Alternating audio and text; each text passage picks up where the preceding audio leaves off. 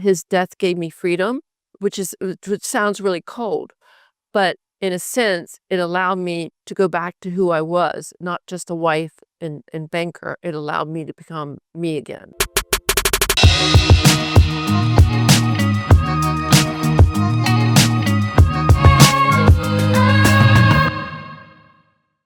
Absolutely wonderful, because it opens the doors for people to buy well-designed suits such as these, what you're wearing and what I'm wearing today, because you could actually see what you're going to look like in it, because there's a model your size wearing it. And I think that helps people visualize and create their own fashion sets.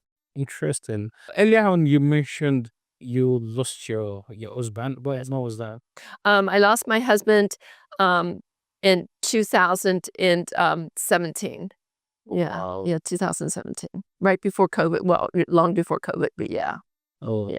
how long were you together for? We were married 27 years, but we were together 36 years. That's 6 years. Yeah. And Yeah. how has the process been after? It was difficult for me. He was in the United States military. He was an anesthesiologist in the Army. I was a banker at that time, and he traveled with this military, and I traveled with my job. So our lives were very transient, quite honestly. But it was, I had a very kind husband. He had a good, kind heart. He was a good family man, loved his family. He was just a good man, but he was a humanitarian also. Because he could have left the military and made tons and tons of money, but he chose to stay in the military at low pay income and support people that were basically given life and limbs for their country. And you have to admire someone like that. Yeah, he was a good man. He was a good humanitarian. Yeah. And would you say losing him has helped you to find like more purpose with what you're doing today? Yeah, because I think if he were still here today, I would not be modeling. I probably would not have written the books that I've written and working on additional books. I would be more, catering to what his wants and needs were and doing whatever he wanted.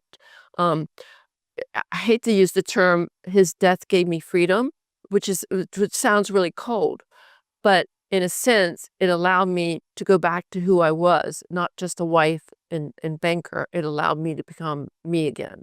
Because when you get married, you don't give up all of yourself, but you give up a lot of yourself because you want that person you're with to be happy. So you do whatever you have to do to maintain their happiness and also help create your own happiness through them. Wait, come again with that. You say when you get married, you don't give up all of yourself. You give up Parts of yourself.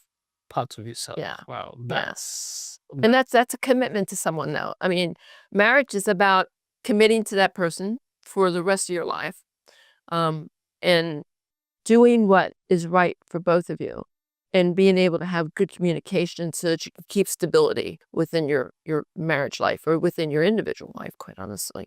But also marriage is compromise, and that's something that I'm very good at. I'm very good at compromising. For me, I don't look at my need. I look at other people's needs above my own, and I've always been like that my entire life. And so for me, my ideal marriage for me was to give my husband whatever he needed of me, and I think he did the same for me. And it worked well. It worked well. But again, the old saying is, don't go to bed angry. Don't go to bed angry when you're married. If there's an issue, don't carry it over the next day, because the next day it's exaggerated. Okay. It becomes fermented and stretches. Yeah. If you have to set up all night talking about an issue, set up all night talking about the issue. Find resolution and realize one person can't always be the compromiser. Compromising means both people are agreeing to do something or to give up something. So you come to a solution that works for both of you, but you do it through communication and compromise. Do you think it is worth compromising on your dreams and aspiration because of your marriage? I don't think I gave up on them. I set them to the back burner. Okay. I had a very good career in banking. I traveled the entire world was banking. I mean, I went to places I probably would have never went if it hadn't been for banking or modeling initially. My husband was very much a home person. He wanted to be home. He wanted to be around his parents, his brothers, his sisters. I'm an adventurer. He wasn't, so we learned to compromise. So when I was home, we were together.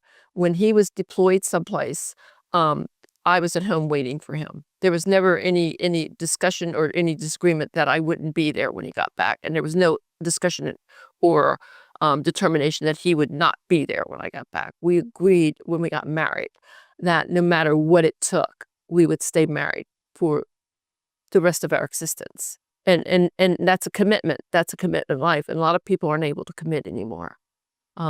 If I commit to you,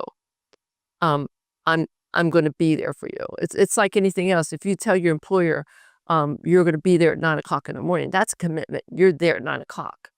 Okay, you're there because you made that promise not only to them but to yourself. Would you say that in this generation, do you see that declining? You know, I'm gonna answer that two ways. 5 years ago, I would have said the younger generation.